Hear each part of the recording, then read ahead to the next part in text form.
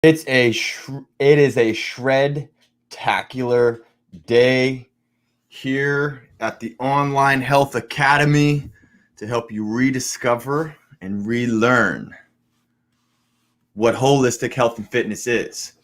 Good morning, everybody. Good morning. If you guys are jumping on, throw a flex emoji in the comments. We need a couple muscle contractions to get this day started.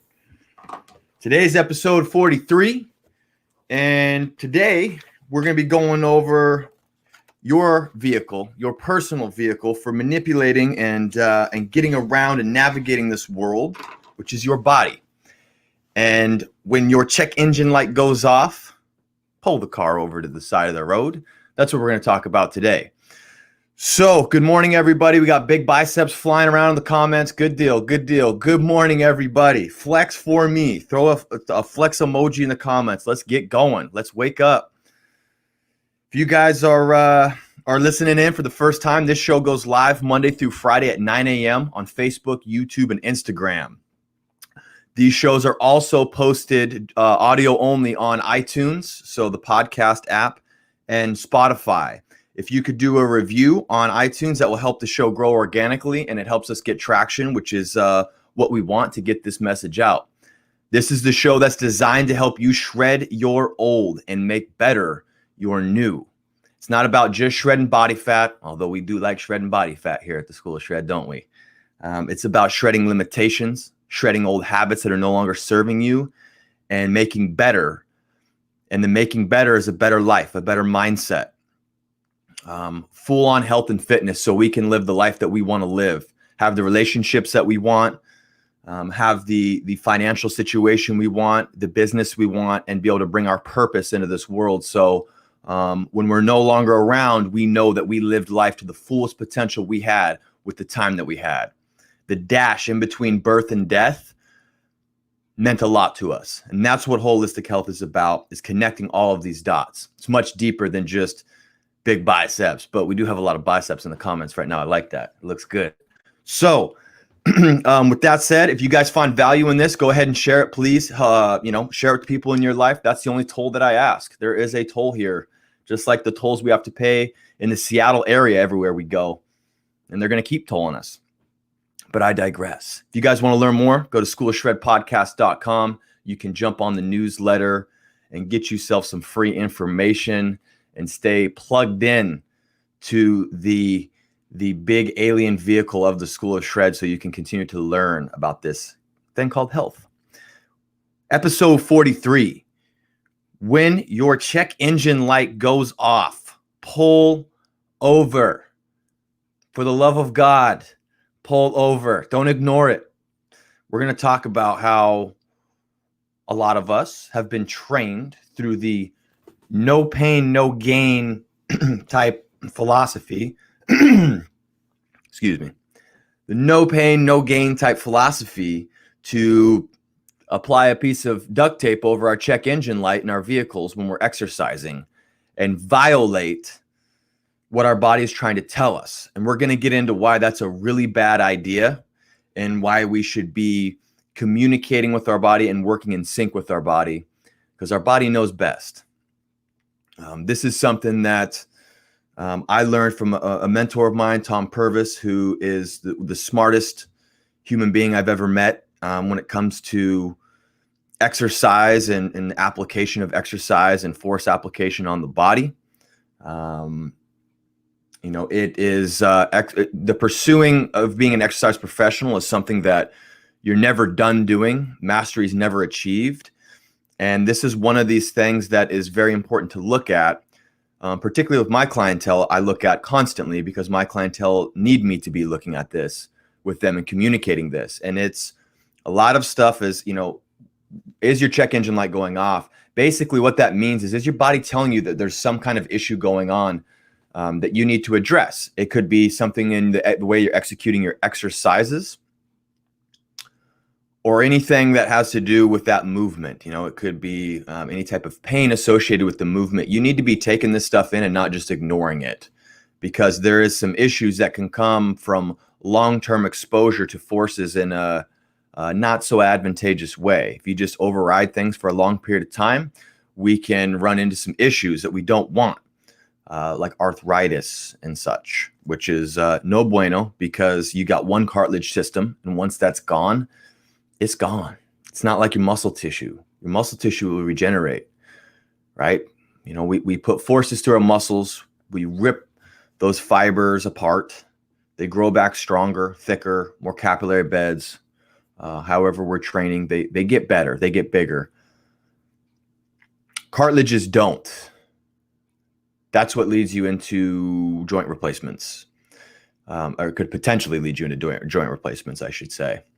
So with that said, this no pain, no gain soundbite.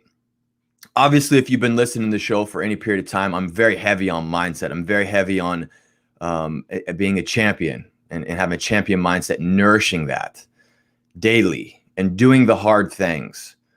But I do not mean that when it comes to exercise application and pain. You can push through if you're doing higher repetition, higher volume training, and your goal is more of a lactic acid threshold type program. Yeah, you want to be, burning the muscles up. You want that sensation. But not all good pain or not all pain is good pain. Okay, there's bad pain as well, and we need to know what that is, and we need to get in sync with our body. So there's definitely a big difference there. So this soundbite of no pain, no gain, we got to get rid of it in the gym. It's ego driven. It's not backed in any type of science or professional thought process. It's just keep working harder. And the thing is working harder is great, but you work smarter first, then you work harder later. That's how we want to do it. We want to do both, but you got to work smarter first. When it comes to putting forces through your body, this could be the most important thing you ever do in your life, because it's going to affect your longevity. And what I mean by that is when I get a client, I tell them I could get them in shape in a year. I could get them in the best shape of their life, most likely, depending on where they're at, but most likely, if I get some 25-year-old, studly tech person who just got in the industry and they want to get jacked, say it's something like that, I can get them in shape in the next year to 2 years. We can get you in the best shape of your life. But I could also ruin your long-term health if I don't apply forces to your body correctly. If I have you slamming weights around and jamming into end ranges and damaging contact surfaces, using inertia in all of your exercises and jamming around, that can hurt your joints long-term. On the reverse, if I have you do things in a slow, controlled manner with ownership of every repetition, we check what you have available as far as joint positions and motions. We're very methodical about how we load exercises. And yes, we want to train muscles, but if I do it that way, in 10 years, you're going to feel better than you've ever felt, most likely. And so what I look at with my clients, and the reason they pay me good money, is because I'm looking long-term. I'm not just looking short-term. I could give a shit about short-term. There's a lot of trainers out there that can give you results short-term. It's what happens to your 10, 20, 30-year health that we should be looking at if you really want to dive deep into what exercise can be and the magic of it, so to speak, and it takes a bit of understanding of physics and, joint mechanics, the human body, knowing what we have available there and not putting tape over our check engine light. When our check engine light goes off, we pull over. And what I mean by that is if I have a client that is in an exercise and we're loading it and they get any type of issue that pops up, and we're going to get into that here, any twinges, twings, twangy dangs, anything that's not just a diffuse through the muscle belly itself, I have them stop. I use something, a thought process called progress, regress, abort. And so what happens is if there's a twangy thing going on, there's something that it doesn't quite feel right, that's a check engine light. We pull the car over. I have them stop. I have them maybe shift their joint positioning and try and make sure that everything's lined up with the forces that are going through that joint. And then I'll usually roll back on the load a bit because a lot of this stuff, pains will come, they're load dependent. So basically, the more you load, the more it's going to exacerbate that pain issue. There's some type of thing going on we have to explore. We can't just continue to plug through because it's for the greater good and we got to sweat today and we got to get the heart rate up because we got to burn fat.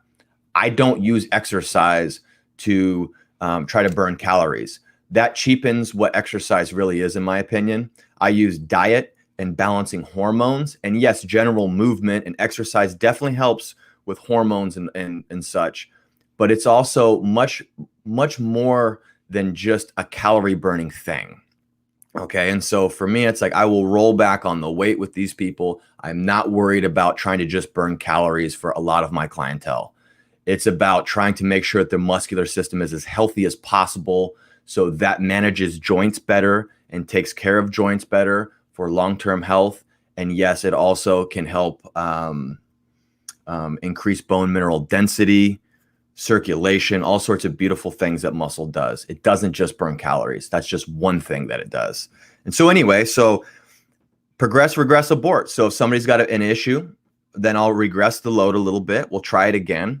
If they're still having an issue, regress it again. Or maybe at that point, I just abort the exercise completely and I go to a secondary option or a tertiary option.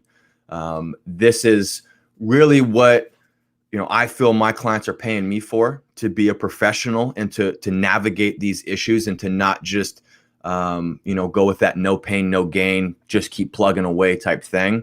I've spent a lot of time digging into this and trying to hollow out my own ego in some amazing courses that I've done. And I've been challenged by people far greater than myself in this topic who've been doing this for several years.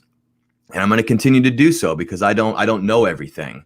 And the minute you think you have everything summed up as a coach, you need to check yourself because you've wrecked yourself, so to speak. So progress, regress, or abort. That's what I think about. So to get back to this whole idea of the check engine light pull over, we got to realize that the human body is a compensatory machine.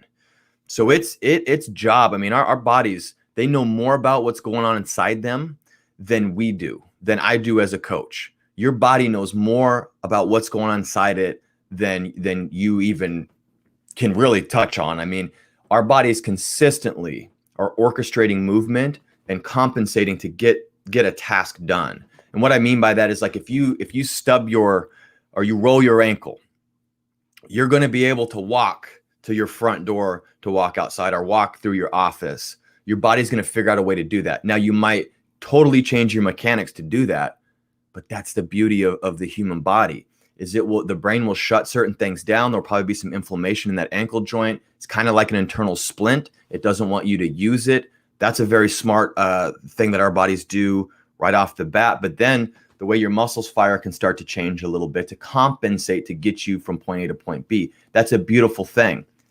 We have to also look at that happens in exercises if we're just worried about loading with external forces and whatnot. That also happens if a check engine light goes off and we're not addressing it, we're not pulling the car over, we're going to start compensating through that movement. So if the goal of a certain exercise is to hit a particular muscle and you're pushing through certain pain, you might actually not use as much of that muscle as possible. You might start compensating through other tissues, some of the friends that are within that family that orchestrate that movement. Say it's like a knee extension or a hip extension type movement. You might start allocating a lot of that tension to these other muscles and compensate your way through it. And so you do that long enough, and that can cause some issues. We want to address these things in the beginning. Okay, it's the same thing as if you didn't address an issue with your car, and this is the metaphor I'm speaking in today, is if you just kept driving down the road with the check engine light, hey man, I'm going to do 10,000 more miles, whatever. You know what I'm going to do? I'm going to go drive to the national park. Let's go to Yosemite. We're going to do a full-on road trip on a car that is telling us we need to pull it over and maybe get it checked out. Do you think that's a good idea? Probably not. And it's probably not a good idea to continue to do that to your own body, because you only got one body. I don't know if you guys know this or not. If it flex in the comments if you guys know that you only have one body, please. I want to see some interaction here. It's because you only got one body. We can't just go get another body. I mean, not yet anyway. So we need to take care of these bodies. We need to get in tune with these bodies. We need to stop saying, shut up, body. You don't know what's going on here. I'm going to go ahead and exercise because I got to burn body fat. That's not how it goes. we need to get in tune with our body and love our body, okay, and work with it, because it's always sending you information. And so there's different types of pain that we're going to get into, but your body is always talking to you. We got to distinguish the difference between muscular pain and other pain. Muscular pain when we're exercising is obviously good. That's what we want to a certain extent, depending on where you're at. That's what you want. You want, depending on your goal, you might want a muscle burn to build up lactic acid. You might want to challenge it with very heavy loads. Whatever you're going for at that particular time, that's a good thing. But when we start getting into joint pains and stuff like that, we got to really stop and pull the car over. So what could be considered a check engine light? If you guys are interested in what that is, we're going to get into that right now. What can be considered a check engine light while you're exercising? So what could be considered a check engine light for me? So what I look at is, are there joints cracking, crackling, or popping? So this could also be, this is also called crepitus. I have a client who I was telling her that one day, and she's like, how dare you say that to me? It just doesn't sound nice. Crepitus. I don't have crepitus. Because she's got really cracky knees that we have to try and navigate around, that I don't have her just push through. And this is the thing about cracking, popping, crackling, any of that stuff. Crepitus and chondromalacia, which is where you have the kneecap gets worn down, those cartilages behind it, and that can start to cause an issue. It's also called runner's knee. We want to be mindful of that. And so I'm always listening and trying to feel a little bit for that when somebody's doing a leg extension. And sometimes it's load dependent, but sometimes it's that the muscles just don't have ownership over really any forces there. And, I consider the fact that from the knee down, like the bones and the mass of your body, say the calf and the tibia, fibula, foot, that's all external force as soon as you hold your leg out into extension, because gravity's trying to pull your lower leg down. And so if your knee joint was responsible for that, your quadricep is trying to basically control that movement. It's got to be responsible for that lower limb. So when you load a leg extension, say, the way that I'm thinking about it right now is, if you were to come up in a knee extension, you're pushing the weight from the leg extension machine, but you're also got to be responsible for your limb, your own body weight. And some clients that I get, they can't even do that without cracking and popping. And so we have to do other things. We have to explore other ways of slowly progressing them to the point that they can actually load on a leg extension. This is where it gets a lot deeper. But that joint cracking, popping, all of that stuff is a sign that there could be. This is not always the case. I have no idea with some of my clients. I have to explore things because I don't have x-rays of everybody. And even if I did, that wouldn't help because it doesn't show what it looks like through movement. But when I have that going on, I am looking at trying to figure out where I can have them move and have ownership without any of this cracking or popping, because that's a check engine light. If they have any type of orthopedic pain, obviously that's a check engine light. I want to have them pull the car over to the side of the road. Let's take a look. What's going on here? Why do you have pain? Do we need to, internally rotate, say, the femur a little bit, or externally rotate, or, how do we navigate around this? Can we progress, regress, or do we need to just abort this for today and then try and regroup next time? That's pretty important. I'm forgetting something I wanted to say on joint cracking and popping. This is what I wanted to say about joint cracking and popping, crackling, any of that good stuff. A lot of times what's going to happen is you're going to go, well, I'm not getting pain though with that. I don't get pain when I have cracking and popping. That's because there's not nerve innervations on cartilages. And so they're there as an anti-friction type material so that you can slide and glide and you don't get any pain. As we wear those down with, forces that go through them over time, or if there's sloppy forces going through them with the way that we exercise, that can start to wear them down. And it's the beginning stages to osteoarthritis, because you're actually decaying these guys down. So it is problematic. Even though you're not feeling pain now, you don't want to get to where some of my clients are when they come see me, which is full-blown arthritis. And then it's either a replacement of a joint or tremendous pain. And that's an issue. Something that we can also go off that I just came up that I didn't have written down here today is, are you taking ibuprofen to get through workouts? If you're doing that, you guys are overriding a check engine light. You got to figure that out, man. You can't work out your whole life. That's not healthy. You can't work out your whole life, or you shouldn't work out your whole life, I'm going to say. Taking stuff that's, literally because you have pain and you need an anti-inflammatory before you work out. Don't take them after either. They have been shown, NSAIDs have been shown, non-steroidal anti-inflammatory drugs have been shown to actually damage gut flora and gut health. And so if you guys are relying on those a few times a week, I know when I do jujitsu, my joints get sore. The most I'll ever do is like after a long week of training, I'll take one of them, but I don't even do that consistently. I'm talking, maybe I've taken less than 10 in the last 3 years rolling. But you don't want to take them regularly because it can damage gut flora. And we went into leaky gut and all that stuff, which is like the pillar of digestion and assimilation of nutrients. So, but if you're taking those guys, you're overriding the check engine light as well. So I'd recommend that you pull the car over and figure out why you have this joint pain or inflammation instead of just overriding it and continuing to work out on something that's kind of bum. So twinges and twings, all of that stuff, if you guys are feeling that, that's a great time to pull the car over, take the weight down, regress it, figure out what's going on, and then work up from there to where you have pain-free movement. Muscular pain at the tendinous junction. So where the tendon is, if you're feeling like where the attachment is kind of in the joint, you want to kind of start to look at that being kind of a yellow flag as well. Pull over and try to figure out how to execute a movement and get this thing diffused through the middle of the muscle belly. I'm touching my biceps right now for anybody watching this, but if you listen, I'm touching my biceps. So I'm touching the middle of the bicep though. In the middle of the bicep is where I'm trying to feel a lot of this stuff. And when I'm exercising, I'm trying to use the power of my brain and establish a connection to that area. So I'm thinking about this internal function. I'm not just plugging reps. I'm thinking about where am I feeling it in that muscle. I'm exploring that the entire time. That keeps that check engine light off, so I can have pain-free exercise and do what I know is best there.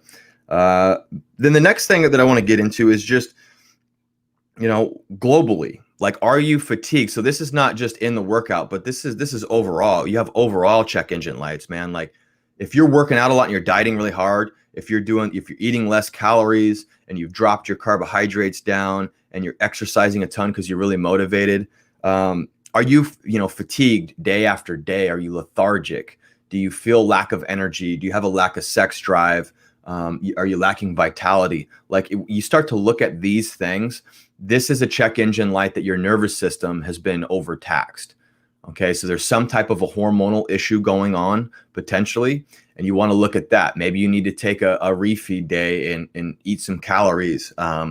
You can do that by doubling your carbohydrate intake if you like.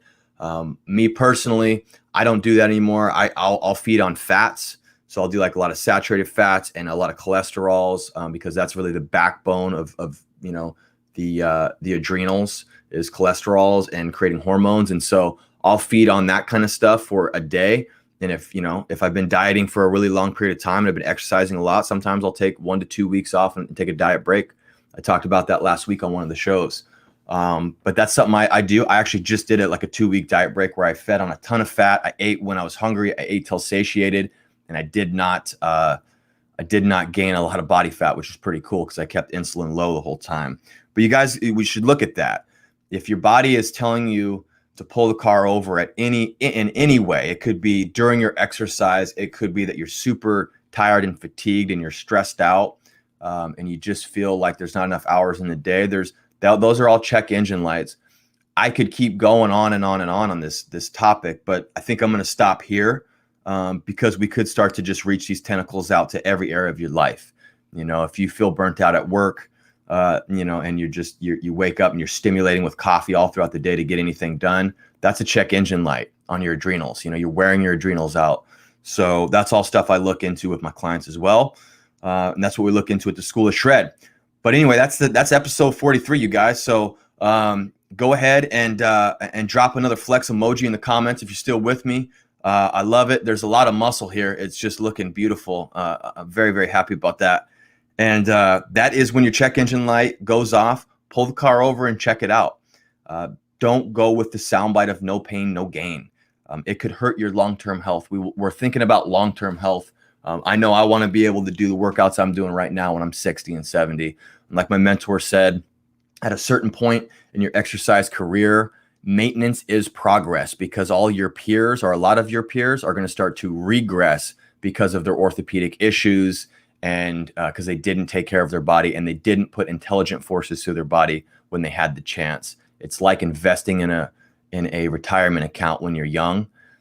Putting good forces through your body is like investing in a retirement account for your physique and your health and the health of your vehicle.